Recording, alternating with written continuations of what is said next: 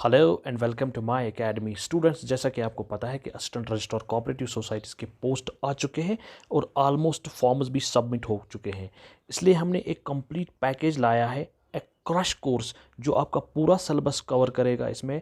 और हमारी यही कोशिश रहेगी कि हम आपको फ्री फॉर्मेट, फ्री पीडीएफ भी प्रोवाइड करेंगे along with the lectures. Okay, let's get started.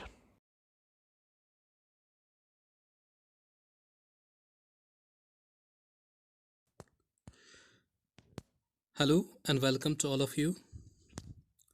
आप सभी लोग जानते हैं कि जेकेपीएससी ने recently eastern registrar cooperative societies की पोस्ट एडवर्टीज़ की थी और बहुत सारे लोगों ने उसमें अपने फॉर्म सबमिट भी किए हुए हैं। तो जिन लोगों ने फॉर्म्स अपने सबमिट किए हैं, एटलीस्ट उनने एक बार सिलेबस का गो थ्रू किया होगा। तो सिलेबस को अगर हम ब्रॉडली देखें तो दो हिस्सों में डिवाइड कर सकते हैं। एक जो आपका जनरल स्टडीज़ पार्ट है, जिसमें आपका जीके यानी करंट अफेयर है, कंप्यूटर साइंस एंड टेलीकम्युनिकेशन है, then Indian polity with special reference to JNK, geography of India with focus on JNK, और थोड़ा रीजनिंग भी आपको उसमें मिलेगा।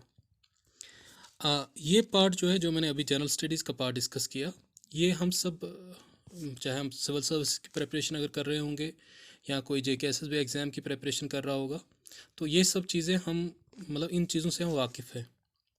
लेकिन जो दूसरा पार्ट है इसका, जो कोऑपरेटिव सेक्शन है, तो इसके लिए मुझे नहीं लगता कि किसी एक जगह पे सारा कुछ मटेरियल अवेलेबल है। तो बहुत सारे जो एस्पिरेंट्स हैं वो कंफ्यूज है कि सोर्सेज कहाँ से तलाश करें। तो मुझे लगा कि क्योंकि मैंने ऑलमोस्ट सारे सोर्सेज कलेक्ट किए हैं, तो मुझे लगा कि मुझे सिलेबस यहाँ पे एक्सप्लेन करना चाहिए और सिलेबस के साथ साथ मैं आपको ये सोर्सेज, ना सिर्फ सोर्सेज बताऊँगा कहाँ से आपको करना है, बल्कि उनकी PDF भी आपको इसमें नीचे डिस्क्रिप्शन बॉक्स में आपको उनकी लिंक दूंगा मैं, टेलीग्राम की लिंक, और वहाँ से आप सारे के PDF भी डाउनलोड कर सकते हैं। ठीक है, तो थोड़ा सिलेबस को एक्सप्लेन करता हूँ। देखो, historic perspective of cooperative involvement, need for इसमें दो टॉपिक्स है, need for cooperatives, origin and development of cooperatives, मैं इसकी बात कर रहा हूँ।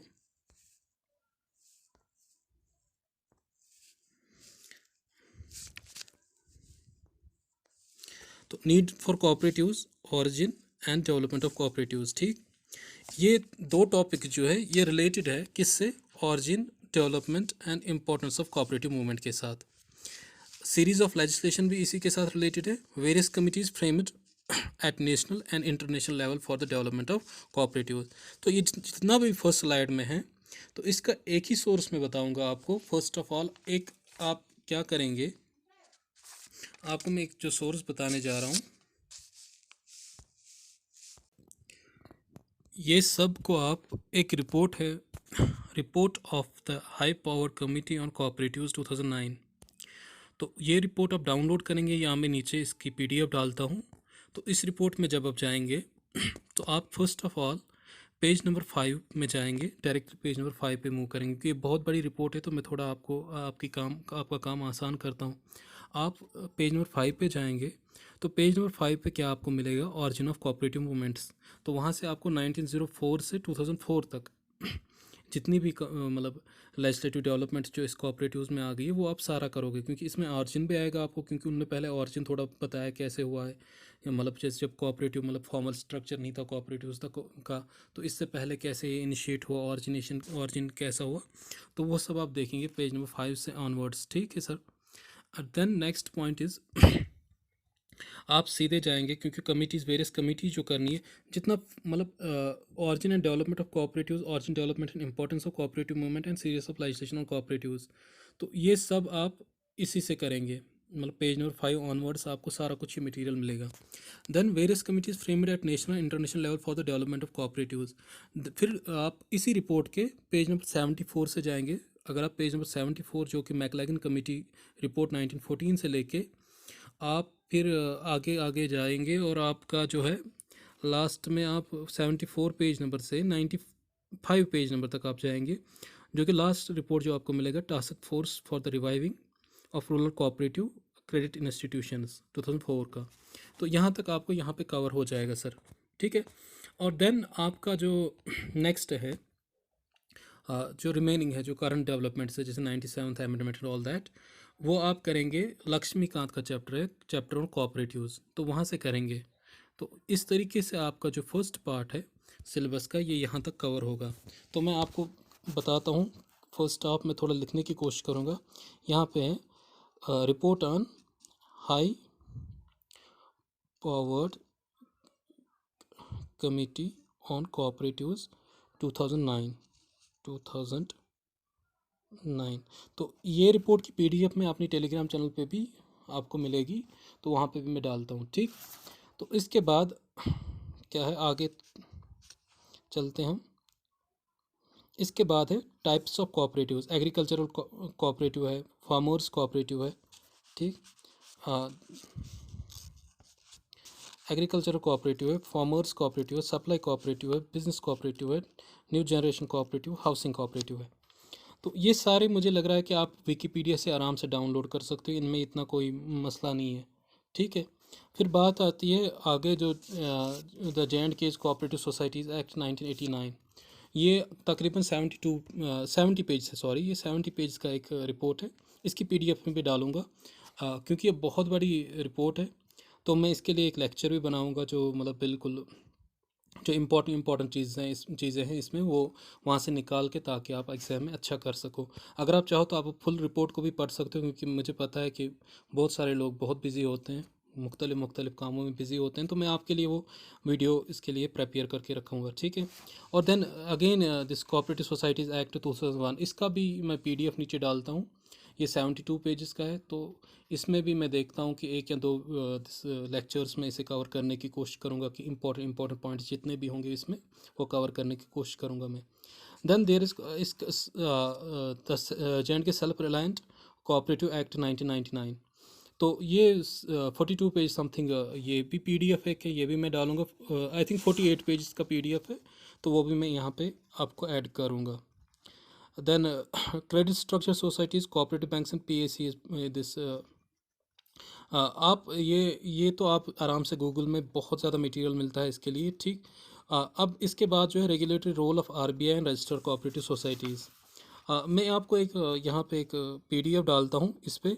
तो वहाँ पे क्या देखेंगे आप, वहाँ पे एक तो मतलब एक रिपोर्ट है RBI का रोल जो है, रेगुलेटरी रोल, वो मैं डालूँगा, वो रिपोर्ट ही डालूँगा, कम से कम आई थिंक 9 पेज का है वो।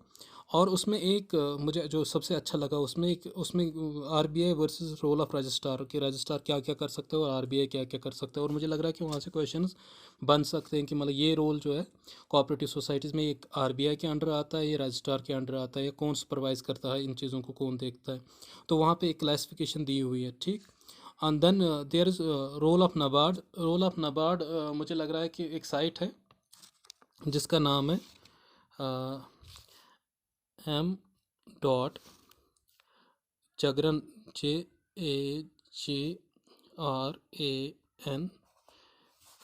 JOSH.com। तो इस साइट पे आप जाएंगे, तो यहाँ पे एक आर्टिकल मिलेगा आपको, रोल ऑफ नाबार्ड। तो कम से कम वो मेरे ख्याल से 500 वर्ड्स पे आर्टिकल है।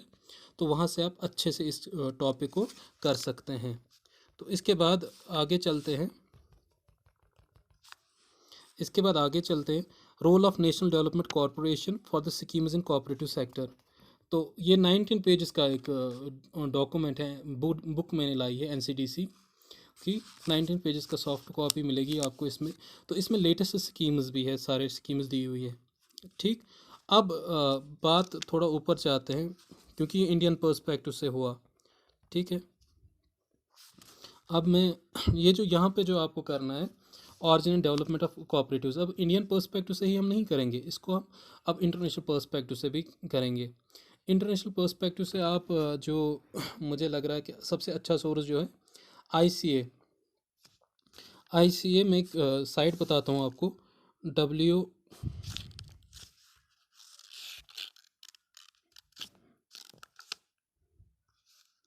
मैं आपको एक साइट का नाम बताता हूँ। साइट का नाम है www.ica.coop/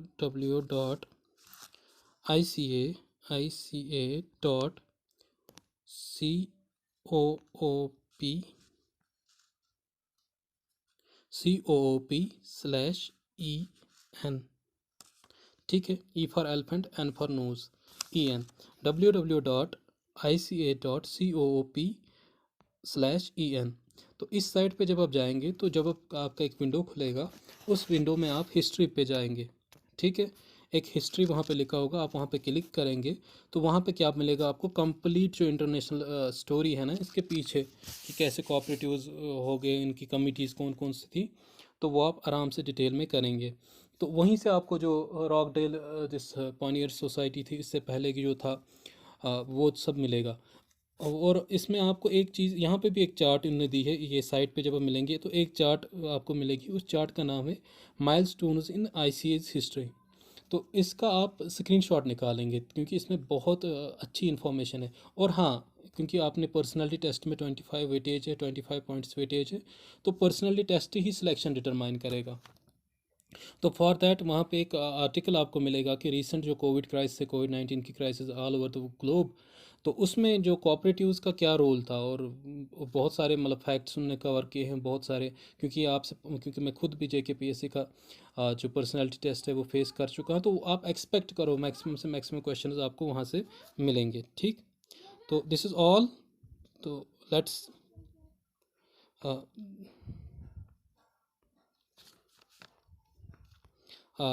मुझे लग रहा है ये काफ़ी है। तो नेक्स्ट जो हमारा लेक्चर होगा, तो उसमें हम एक एक टॉपिक को कवर करेंगे, थोड़ा इंट्रोडक्शन लेंगे नेक्स्ट चैप्टर लेक्चर में, और देन हम सीधे आपके सिलेबस पे आएंगे। तो मैं कोशिश करूँगा कि आपका syllabus as soon as possible ना सिर्फ कवर किया जाए, बल्कि आपको इस सारी जितना भी मैं पढ़ाऊँगा उसके पीडीएफ्स आपके पास अवेलेबल हों, क्योंकि मैं इन सब से जो सोर्स हैं इन सब से मतलब अपनी पीडीएफ जो है वो मतलब थोड़ा मतलब इंपॉर्टेंट पॉइंट्स वहाँ से निकाल के पीडीएफ्स में आपको कन्वर्ट करके दूंगा, ताकि आप जहाँ भी हो आप अच्छे से प्रिपरेशन करें। Wish you all the best, thank you.